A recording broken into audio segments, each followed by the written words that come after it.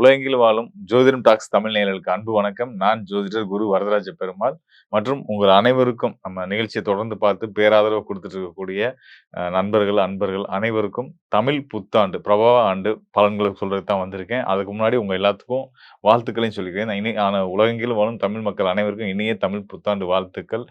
உங்களுடைய நல்ல நோக்கங்கள் எல்லாம் வெற்றியாகும் அப்படின்றதையும் சொல்லி இறை அருளால இந்த நிகழ்ச்சிய துவங்குறேன். மேஷம் முதல் மீனம் வரையான 12 ராசிக்காரர்கள். உங்களோட ஒவ்வொரு ராசிக்கும் இந்த ஆண்டு என்ன மாரி பலன்கள் கிடைக்கப் போகுது அப்படின்றத பார்க்க போறோம்.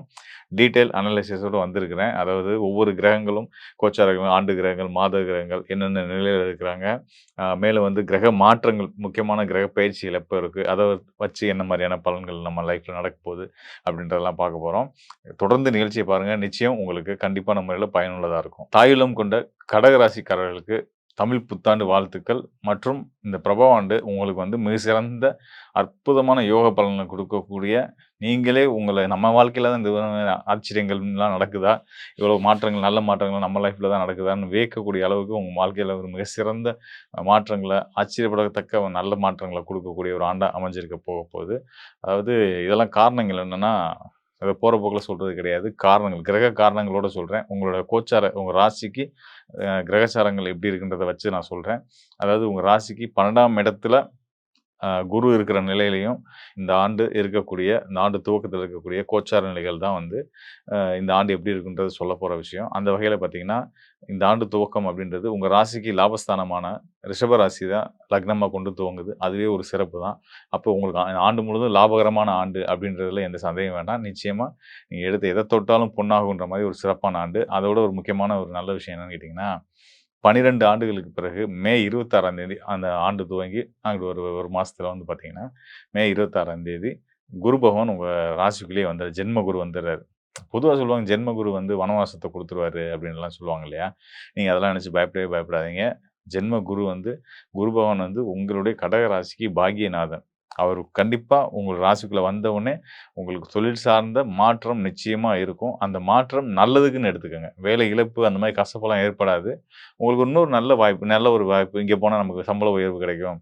பதவி உயர்வு கிடைக்கும். அப்படின்ற மாரி ஒரு நல்ல வாய்ப்பு உங்களுக்கு தேடி வரும்.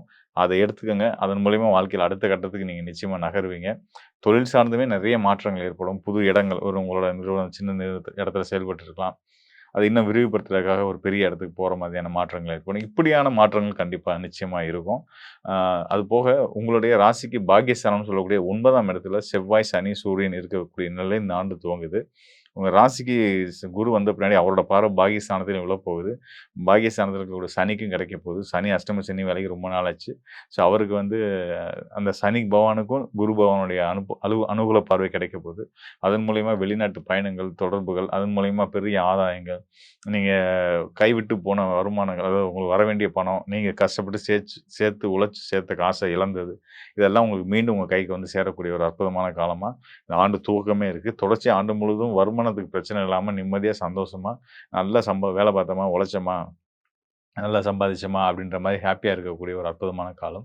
இந்த ஆண்டு துவக்கத்திலோட முதல் நாள்ல வந்து பார்த்தீங்கன்னா, முதல் நாள்ல இந்த முதல் மாதமே வந்து பார்த்தீங்கன்னா, சூரியன், சுக்கிரன் இணைவு பெற்று உங்களுக்கு வந்து ராசிக்கு 10ஆம் இடத்துல தொழில் ஸ்தானத்துல இருக்கிறாங்க.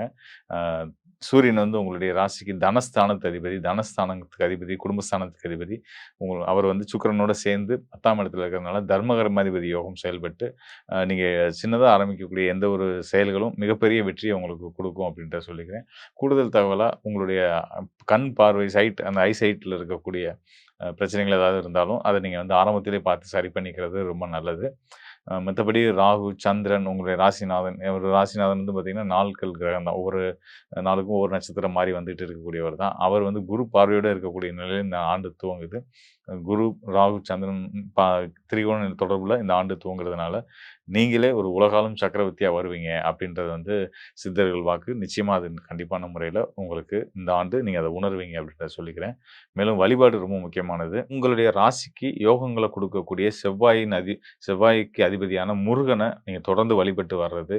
அதுவும் திருச்செந்தூர் முருகன், நீர்நிலை சார்ந்த பகுதியில் இருக்கக்கூடிய முருகன் ஆலயங்களுக்கு போய் இறைவன வழிபட்டு, பாலாபிஷேகம் பண்ணி வழிபட்டு வந்தீங்க. செவ்வாய் கிழமைகள்ல வழிபட்டு வந்தீங்க அப்படின்னா, இன்னும் நல்ல பல யோகங்கள் உங்களுக்கு கிடைக்கும். அதுபோக உணவு தானம், அன்னதானம் இதையே நீங்க வந்து ஏழைகளுக்கு பண்ணிட்டே இருங்க.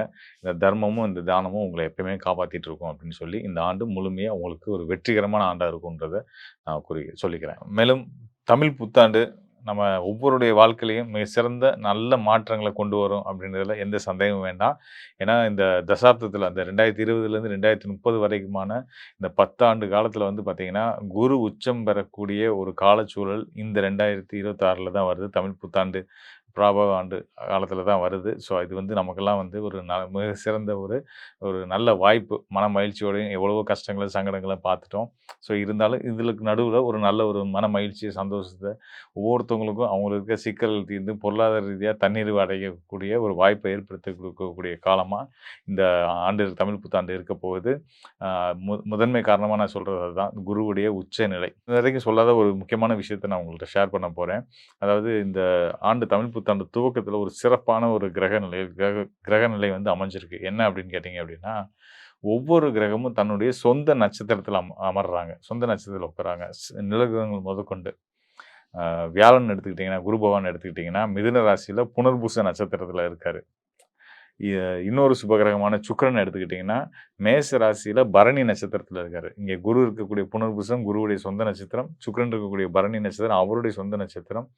அதுக்கு அடுத்ததா மீன ராசியில சனி, செவ்வாய், புதன் இவங்கலாம் சேர்ந்திருக்க நிலையில இந்த ஆண்டு துவங்குது. இவங்க 3 பேருமே சனியுடைய உத்திரட்டாதி நட்சத்திரத்தில இருக்கிறாங்க. அதுக்கு அடுத்ததா நிழல் கிரகமான ராகு.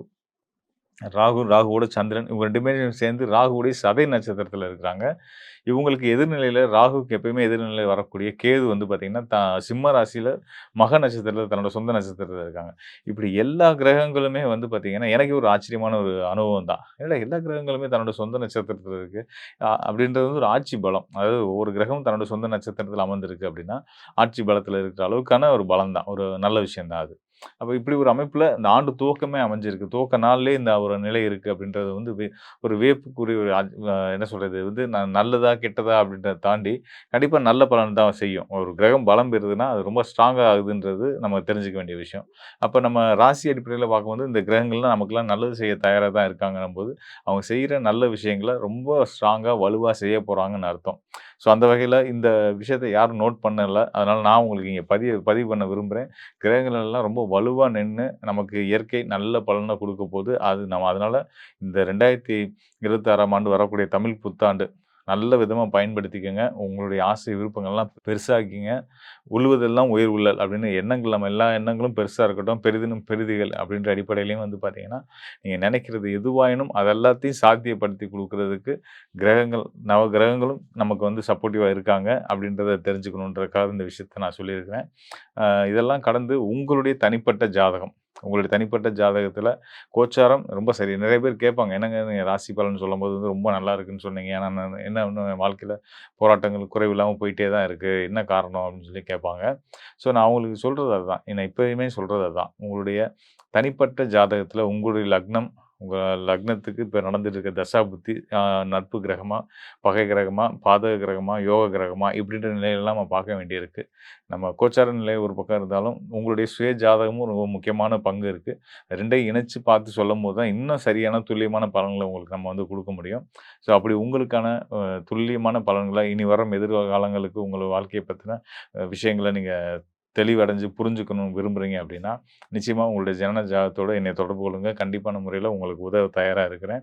ஆ நன்றி, வணக்கம் நண்பர்களே. மீண்டும் ஒரு நல்ல நிகழ்ச்சியில சந்திப்போம். மீண்டும் தமிழ் புத்தாண்டு வாழ்த்துக்களை உலகளாவிய அளவில வாழக்கூடிய நம்ம ஜோதிடம் டாக்ஸ் தமிழ் மக்களுக்கும் தெரிவிச்சுக்கிட்டு விடைபெறுகிறேன். நன்றி, வணக்கம்.